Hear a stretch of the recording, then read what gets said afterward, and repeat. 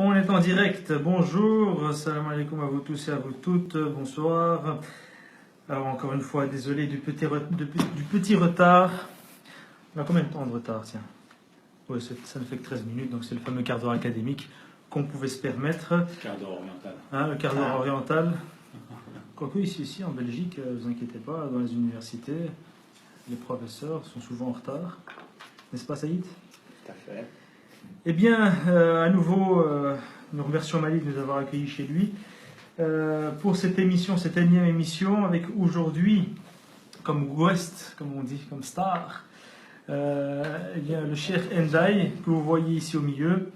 Cheikh Ndiaye qui est imam de la grande mosquée de Bruxelles, mosquée connue évidemment, d'ailleurs l'actualité eh bien, n'y a pas échappé, on en a souvent parlé, c'est une mosquée, je pense, historique.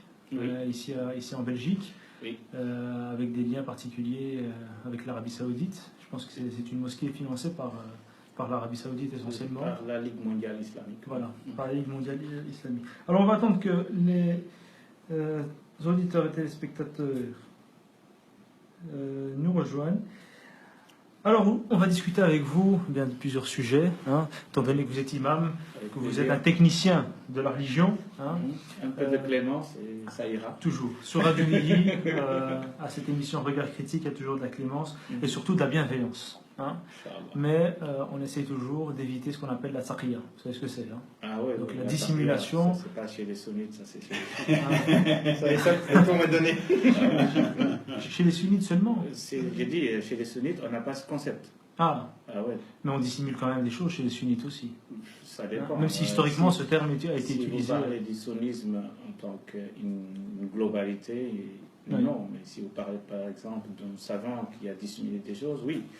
Oui, ça on peut le dire, oui. Alors je vais demander aux auditeurs s'ils entendent bien, le son, si le son leur parvient convenablement, parce qu'on va dire des choses importantes. D'accord. Alors, Cheikh Ndiaye, vous êtes également détenteur d'un DEA en philosophie. Pour un imam, c'est quand même rare. On va dire, on pas le CV de tous les imams, donc. On va dire, bon, on va se le cacher. On sait tous très bien que la plupart des imams n'ont pas une formation universitaire. En tout cas, dans une université occidentale. Ils peuvent venir, par exemple, de l'Azhar, que vous êtes aussi. Vous êtes un Azharite, de la prestigieuse université au Caire. Oui. Alors, on va encore attendre un petit peu que les gens arrivent. Alors, vous êtes les bienvenus pour poser vos questions. Alors, le son. On va essayer de parler un peu fort. On va essayer de parler un peu fort. Il faut augmenter le volume. Ouais. Voilà. Donc, avec nous, évidemment, pour animer cette émission, à ma droite, Mali Hosseynpour, que je ne présente plus, et également à la gauche, Saïd Derwish, hypnothérapeute, et qui nous fait le plaisir d'assister à cette émission. Voilà. Alors, Cheikh Ndiaye, justement, je parlais des titres pour les imams, en tout cas de leur formation. Parce que souvent, on entend des imams dire un peu tout et n'importe quoi aujourd'hui, et ça se sait sur Internet, c'est relayé constamment. Et cela peut poser problème justement quant à la crédibilité des religieux et à l'amalgame qui pourrait être fait justement par rapport à vous qui êtes formé, qui avez fait l'université, qui avait cette double science, entre guillemets, la science traditionnelle et la science profane. Je pense notamment à un imam en France, dénommé Rachid Abou Hudeifa, qui vient s'inscrire à la faculté d'ailleurs, je crois, dernièrement, après tout ce tapage qu'il y a eu en France dernièrement. C'est quelqu'un qui a fait énormément de vidéos, énormément de cours, etc. C'est pas le seul. Et lorsqu'ils sont un peu acculés par l'actualité, ils disent écoutez, bon, moi je me retire, de toute façon j'ai pas de formation particulière, je m'excuse, et ils reviennent sur leurs propos après avoir fait du mal. C'est une personne notamment qui est connue pour avoir dit que ceux qui écoutent de la musique allaient être changés en singes et en porcs, et l'urine de chameau peut être consommée sans aucun souci. Enfin bon, bref. Des choses de cet acabit-là qui font passer les musulmans pour des clowns. Exactement. Hein. Oui. Voilà, alors moi je me pose la question avant tout, c'est pour vous, est-ce que tout le monde, n'importe qui peut être imam? Ou est-ce qu'il faut une certaine formation? Si oui, laquelle? Oui, effectivement, parce que là, comme vous savez, ici en Occident, moi j'ai découvert ce concept d'imam ici. Vous pouvez parler un peu plus fort oui, comme ça? J'ai découvert ce concept d'imam tel qu'on le comprend ici. C'est le théologien.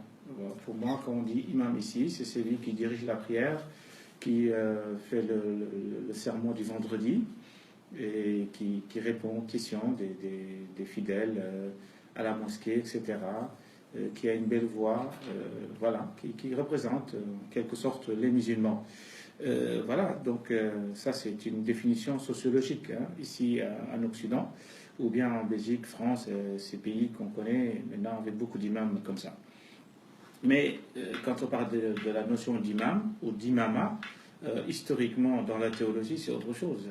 C'est soit le dirigeant, parce que comme vous le savez à l'époque, juste après la mort du prophète sallallahu alayhi wa sallam, on n'a jamais parlé de khilafa, on a parlé d'imama, c'est-à-dire celui qui va diriger la communauté. Donc l'imam c'était l'homme compétent, l'homme qui a les qualités, etc., pour diriger donc toute une communauté.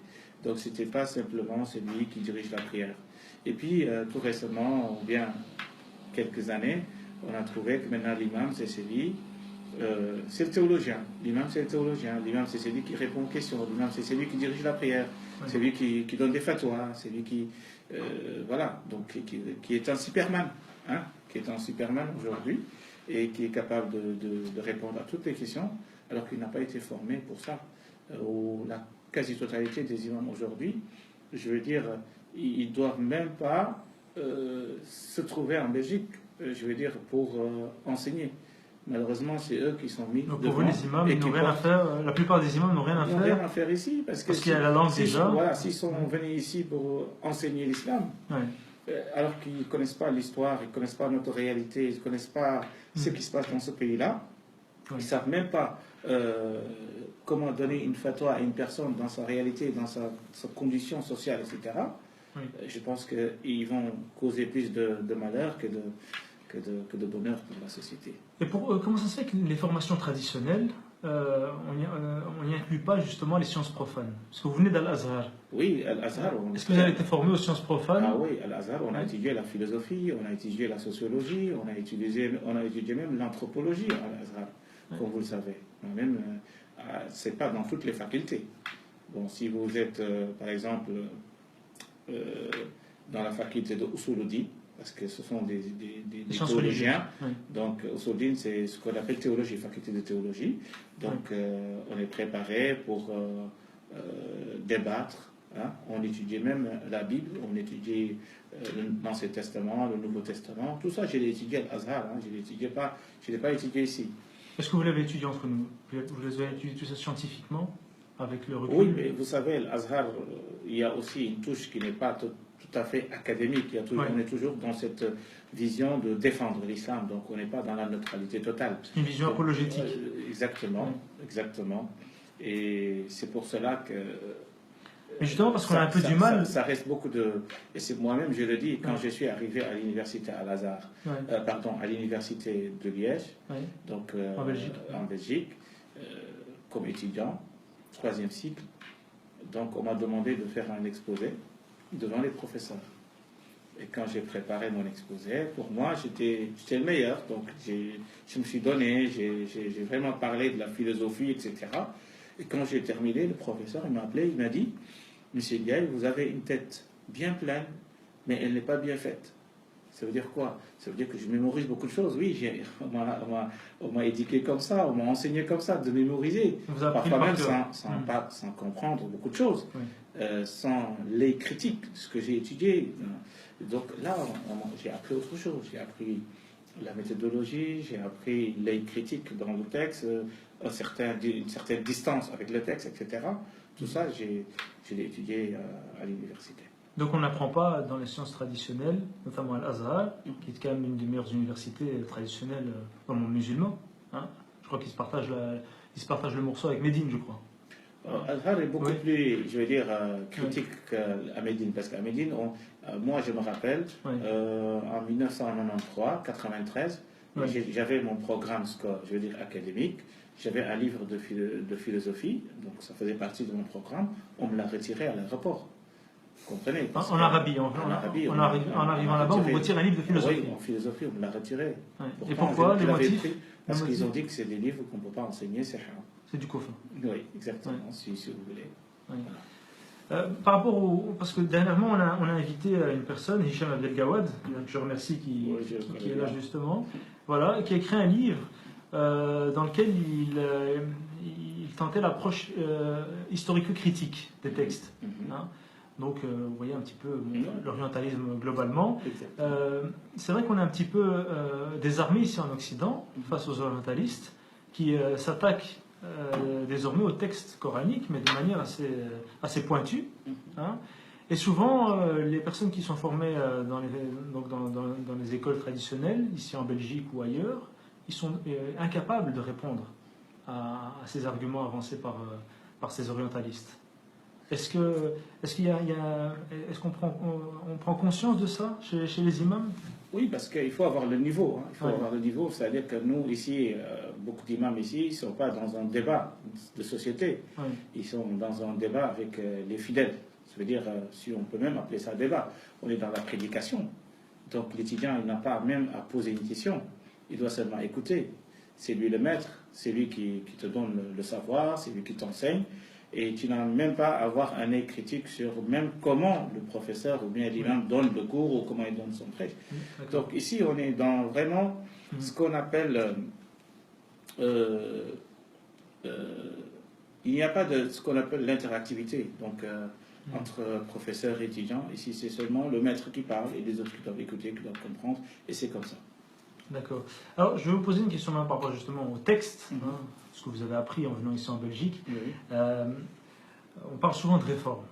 D'ailleurs, vous êtes invité, souvent, vous avez vu, on peut voir sur YouTube, dans des conférences ou dans des grandes manifestations, des congrès, des colloques, où on parle de réforme de l'islam. Mais justement par rapport au texte, est-ce qu'il est possible de réformer l'islam, ou en tout cas de répondre aux questions modernes que nous pose la modernité, en se référant constamment au texte? Mais oui, effectivement, pour nous, en tout cas, la vision sunnite de l'islam, c'est qu'on a un texte. Le texte, il est figé, le texte, il est comme il est, donc c'est notre rapport au texte, c'est la compréhension. Avant tout, je vous ai juste dit pour nous sunnites. Oui. Pourquoi ce parti pris? Oui, pourquoi? Parce que de toute façon, chaque personne, on ne peut pas prétendre être neutre dans tout. Donc voilà, il faut... Mais la perspective académique le demande quand même. Pardon? La perspective académique. Oui, ça c'est mon choix. Ça veut dire que quand je suis devant mes étudiants, je suis en train de donner un cours, là je ne vais pas me dire que je suis sunnite ou je suis autre. Vous comprenez? Donc là, moi je parle de moi-même, ma vision, je suis convaincu de la vision sunnite, donc de l'islam. Parmi tous les courants qui existent, même si j'ai un œil aussi critique sur le sunnisme, ça ne veut pas dire que je prends tout le sunnisme aveuglement. Parce que je ne sais pas où nous étions. Par rapport au texte. Donc, par rapport au texte. Le rapport au texte. Donc il faut savoir que du moment qu'on a devant nous un texte, le Coran, par exemple, disons, Ayatul Kursi qui est devant nous, le verset du trône, par exemple. Comment je lis ce verset?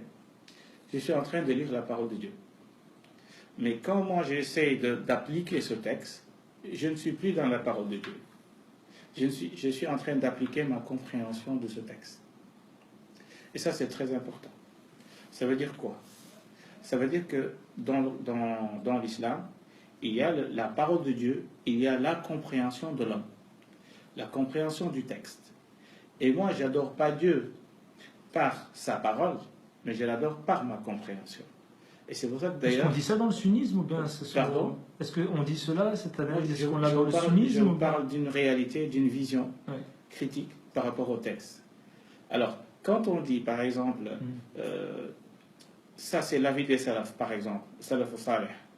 On dit ça c'est les pieds prédécesseurs. Donc il faut se référer aux avis des prédécesseurs. Ça veut dire quoi? Il faut savoir que chez les prédécesseurs, il n'y avait pas seulement une vision.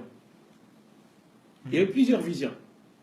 Alors qu'aujourd'hui, on essaye de nous faire comprendre qu'il n'y avait qu'une seule vision, que c'est cette vision-là qu'il faut suivre. Alors, par exemple, je vous donne un exemple. Abu Hanifa. Abu Hanifa, par exemple, lui, croyait que l'iman, la foi, c'est seulement quelque chose qui est dans le cœur. Pas plus. Maintenant, il y a Abu Hanifa qui est un juriste. Voilà, c'est le premier temps d'islam. En même temps, théologien. Il est le premier à écrire un livre sur la théologie. D'accord? Le fiqh al-akbar, qui est connu, le fiqh majeur. Et donc, ce n'était pas seulement un théologien, un juriste, il était aussi théologien.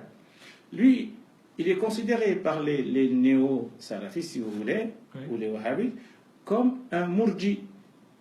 Ça veut dire quoi un murji? Ça veut dire quelqu'un qui n'est pas dans l'orthodoxie, qui n'est pas même dans le sunnisme, et qui n'applique pas l'avis des pieux prédécesseurs, alors que lui, il est pieux prédécesseur. Vous comprenez ce que je veux dire? Ça veut dire que moi qui viens des siècles après, c'est à moi de choisir qui fait partie et qui n'en fait pas partie. Et tous ces savants-là vivaient dans la même génération. Ça veut dire qu'on a une vision sélective, donc des pieux prédécesseurs, pour dire que voilà, c'est ça la vision des sunnites, alors que c'est faux. D'où la problématique de la définition du sunnisme. Exactement. Exactement. Oui, parce qu'on a... Mais je reviens juste par rapport à ce texte. Donc, votre raison, quand elle s'applique au texte, vous dites que ce n'est pas le texte qu'on applique, mais c'est la compréhension du texte. Du texte qu'on applique. Oui. Mais finalement... Ma compréhension, ça veut dire... Ce que j'ai envie de dire, c'est une compréhension humaine. Oui. C'est ça que j'ai envie de dire. Et donc finalement, l'islam, on ne peut pas l'appliquer, parce qu'on dit souvent qu'on peut appliquer l'islam, qu'on peut pratiquer l'islam. Mais c'est ça, la compréhension que tu as du texte, c'est cette compréhension. Du moment que tu es sincère, tu as les outils pour comprendre le texte. Du moment que tu appliques le texte, tu appliques l'islam. C'est ce qu'on appelle ijtihad. Oui. Mais je ne comprends plus, parce que là, on parle d'interprétation ou d'application du texte. Les termes sont importants. Parce que il n'y a pas l'art pour l'art dans l'islam. Oui.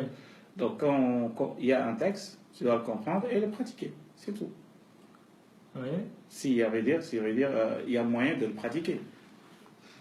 Oui. Ben, je vais par exemple prendre un texte au hasard. Oui. Je prends un texte au hasard que j'ai par exemple dans un livre ici. Alors, qu'est-ce que je pourrais prendre?